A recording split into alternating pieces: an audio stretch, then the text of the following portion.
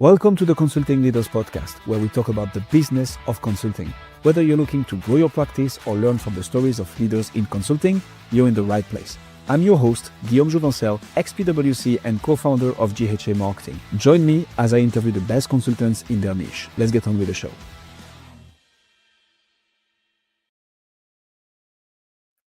All right, and we are live. Joe, welcome to the show. Let's just hit the ground running. What got you into consulting, Joe? Well, I really like to serve people in companies to ensure they're successful. So just having a resource that can be the coach and be the problem solver, that's really what started me in founding Stefko Consulting about 14 years ago. So you have a background as an engineer, right? And I like what you mentioned here, problem solving, which is very much what consulting is about, right? You identify the problem properly, and then you propose a roadmap to fix it, and hopefully you help implementing the solution. Why and how did you make that transition from, chemical engineer to consultant? Well, I've always had a affinity for continuous improvement through operations leadership, product development, and just understanding people. Some of my training for the essential skills of coaching are also really important. I noticed earlier in my career I was always technical, all about engineering, problem solving, operational excellence, and more recently having more of an emotional intelligence and putting communication skills at the forefront are really important for my clients to engage their teams to be high performing. And that's what it's all about, is really empowering the teams to be successful as consultants and coaches. We're not going to solve all the problems ourselves. We want to teach and train the teams to be higher performing, to solve problems on their own. So there's a portion of what we do that are training and teaching and mentoring. So you mentioned transforming operations, right? Which is obviously already a niche into consulting. I'm a bit curious, like something that comes up a lot when we look you up is profitable operational transformation, right? So how do you do that? And I guess that's the right segue into who is it that you help exactly, and how do you make it profitably for them? Great question. So most of our clients are going through some sort of transition, whether they're going through a merger and acquisition, acquiring companies and growing, or they're trying to improve, going through a transition to, increase, capacity in, say, a manufacturing operation, or to streamline their shipping and receiving areas. So, when we look at the overall transformation, it really is, what is their biggest pain point? What is their bottleneck? What is their challenge? Are they growing fast and they need more capacity out of their current assets? Do they want to increase their efficiency? We really focus on the root cause of those problems by defining the problem first, and then understanding the priorities, the highest priority to attack, whether it be a growth opportunity or cost savings and synergies when we're combining multiple facilities that are very, very similar, an acquisition, or just increasing their profitability and cash flow through cost savings. And we have 15 different categories that we focus on for synergies and cost savings too. When you say most of our clients, can you give us a bit more of a good understanding, like who is your ideal clients? Like who is it that you help actually? Right. Most of our clients are mid-market. So they typically have sales between 25 million to 500 million. We have larger clients also. And some of them are also doing joint ventures and mergers and acquisitions. But the majority of our clients are mid-market. So during my PwC days, I got trained very closely by the partner over there, and he got me familiar with the concept of hunters versus farmers in consulting, right? They are the ones who like to go after new business, new clients, which was his type, by the way. But he was like, but actually the most profitable is the farmer, the retention side of things. So we're gonna get to retention a little bit later on. But on your side, like how do you quote unquote hunt for new business? How do you attract those mid-market companies to help them solve that problem of, going through an M&A or any transformation that they want to make profitable? How do you find those clients with your consulting practice? Well, by far the most successful way is actually through just testimonials and referrals. Other professionals or clients or colleagues that we've known over the last 30 years, they need help. And we are very active on social media. Also, LinkedIn is a very good media for putting information out there, newsletters and maybe articles or posts about a specific problem that can be solved. And then we nurture the relationship. We build trust and making sure that we understand and listen to their unmet needs. And typically, the bigger the pain point, the bigger the problem, the more successful we are defining the problem and actually putting resources on it to solve it. I love this. Can we get into the details of the testimonials and referrals a bit further? The reason I'm asking this is when I was at PwC, obviously you help mid-market, big companies, right? And people don't always want to shine a light on the fact that they had to hire an external consultant to help them, right? And when they do it with a lot of like being very conscious about it. So how do you get your clients, aside from making them very happy with your services, obviously, how do you get them to give you testimonials? Referral stays kind of private, I guess, so that makes more sense. But like those testimonials, how do you get them and how do you get a client to open up about the fact that they've been working with you and that obviously they've been very happy about it? Usually it's after a project is successful. And when I mean that, there's always a transition in non-disclosure or intellectual property that you're trying to protect. It could be an acquisition where you're rolling in 5 different companies to be more vertically integrated, say in North America, right? From supply chain, manufacturing, distribution. And when that happens, after the company is integrated and you rename the company, right? You reinvent or transform the company into something bigger and better, then there's a great opportunity for sharing. And that's good marketing. It's just good marketing that we came out of this stronger. We're much more aligned with our customers and our suppliers. So why wouldn't we actually then market the new portfolio of products and services? And that could be a great case study or a great testimonial.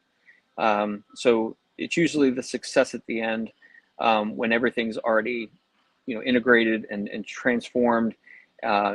It's never really over, but when you get to a stable portion of the project, it's great to sell that or to tell your story. Yeah. I mean, I like to say anybody can claim anything on the internet nowadays. So the best thing we can do is to let our clients speak about the results that they got from us. So you get those testimonials, you get those referrals. Can you walk us through the sales cycles then? Because obviously it's mid-market, so I'm going to assume it's not as long as and as painful as a corporate enterprise-sized company.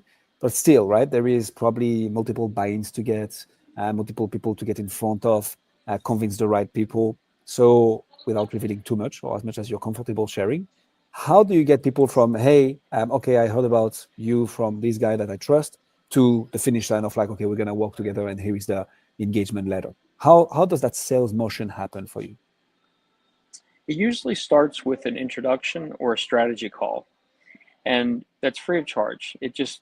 We just really want to meet and get to know each other, understand the business. So usually I'm very curious about a new client, what their business is, what their products are, maybe if they're manufacturers or if they're in distribution, or healthcare, whatever their niche is. I like to learn first. So I ask a lot of, open-ended questions to be curious and understand their business. And during that conversation, usually it's about, half hour or less, because, business owners and CEOs, they're extremely busy.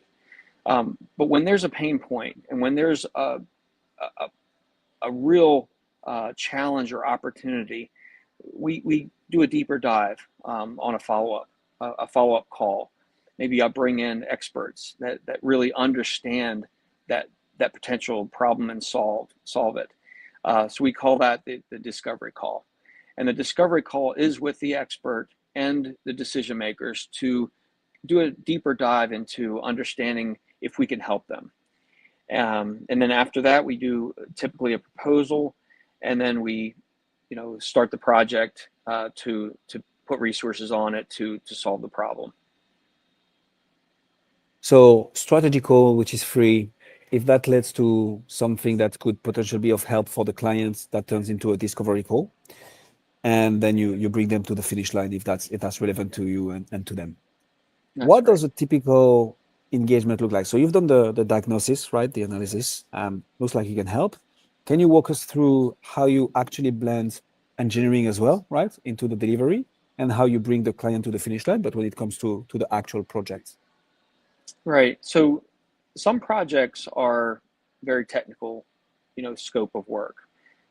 It could be, we're trying to combine these three businesses, and we have a large facility that's got new equipment, but they have extra space to lay in, the older equipment in line, or the finishing equipment, or the warehouse.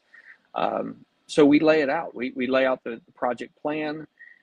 We understand where the capital resources are going to need to move the equipment, and we optimize the process variables and train their operators and supervisors and management team to handle the new workflow. We align the commercial teams, to make sure that they understand the new products and what products are going to be rationalized and which products are going to be new and improved. So there's a holistic project plan that goes into, optimization of these types of businesses. And we have also a lot of synergies, right? A lot of cost savings, continuous improvement. That's where, lean manufacturing and Six Sigma come into play, that kind of work. That makes a lot of sense. How do you keep them after that? So the paramount of consulting, right? Again, leveraging my experience at PwC is, okay, you got the referral, you got the testimonial, you get a new engagement, you're going to set the scope, help, identify some quick wins, implement them. But then ideally what you want to do is something you mentioned at the beginning of the call, right? Keep on working with people for years, if not decades. How do you make that happen in your practice? Like, how do you transform a one-off project engagement to a, hey guys, but here is this and this and this and that I can potentially help on, and that you would benefit, and actually transform into a longer term relationship? How do you do that? Well, after we attack the highest priority, right, the biggest pain point, the greatest opportunity for growth or transformation, then there's going to be other synergies, other cost savings, other continuous improvement efforts that are going to be number 2 and 3 priorities. So after we're finished with the high priority, then we work on the next priorities. It may be a couple $1 million project, and not enabling a $200 million business to thrive, right? But we may go after their shipping costs, or their materials and their packaging improvements, or reduce waste or quality complaints. It could be any of those topics that are maybe second or third priority. So I love, because we feel it in the way you talk about it, right? I was going to ask you, okay, how do you leverage your experience as a plant manager, right? Funny enough, so Hussam, my co-founder, he's ex-P&G, and he was working in a plant in Belgium as well. Got closer to the leadership roles, and then we started the company. And you're very much focusing on that aspect of the companies, I feel, right? In manufacturing, you're going to be helping on the manufacturing operations, which is where you have an edge. And on top of that, you add the business skills to help them solve problem, be more cost efficient, and take the next step. Is that the correct understanding of what you do? That's right. And when we improve, efficiency and throughput or capacity, that's free, right? You don't have to add any more people. You don't have to add any more capital equipment. So that translates to growth and increase in cash flow and profitability. Now, I have a bit of a curveball for you. because I know that this is a problem. I mean, maybe you don't experience it, but so again, that's from the vision of Hussam because I haven't been into a plant. But sometimes, so he was central engineering coming into the plants to help them. And let's say plant operators and people working there are sometimes a bit, let's say there is some resistance to change, right? Would you agree with that, or am I completely off ball here? Yes, managing change is paramount. That is Right. we have to be very sensitive to those essential skills of communication and change. Making sure that even the frontline worker is listened to and they're part of the solution.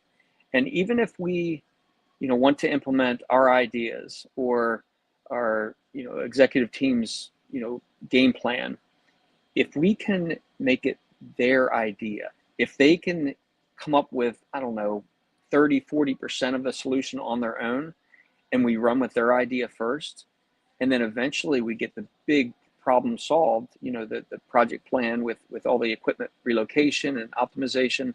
If they own the process because they solve about half of it on their own, then they own it.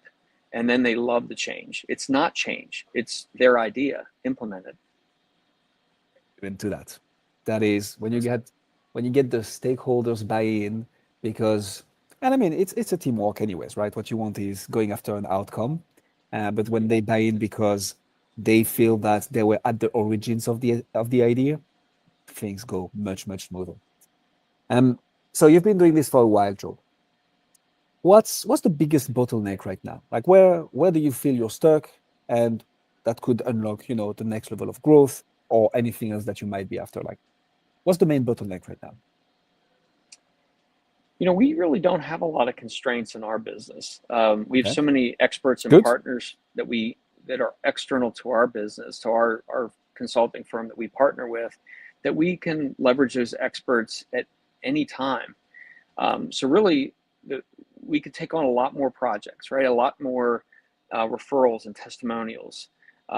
So I'd say, being able to scale with more discovery calls would be a great, a great opportunity for us as a business.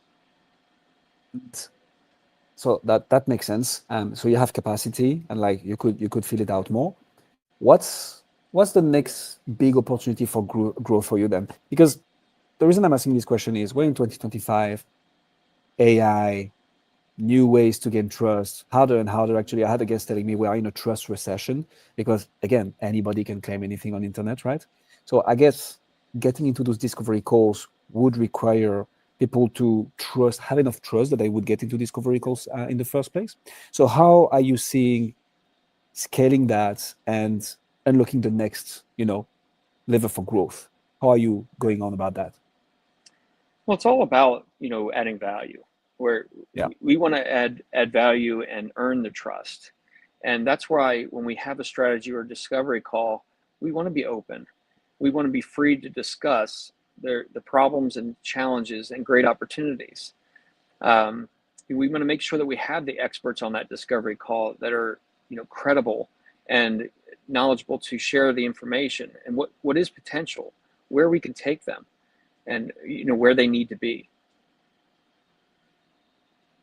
I love this. So showcasing yourself, who obviously is an expert, but alongside having that like network of experts within different industries and different aspects of your niche, so that when you get into a discovery call, or even before that, right, when people are starting to research you and research your partners, they see like, okay, I have this overall problem, and those few experts are going to be able to help me or pull in the right people, the right stakeholders, which is a lot about consulting. Actually, you have like lots of independent SMEs, right, that you would bring in for certain topics.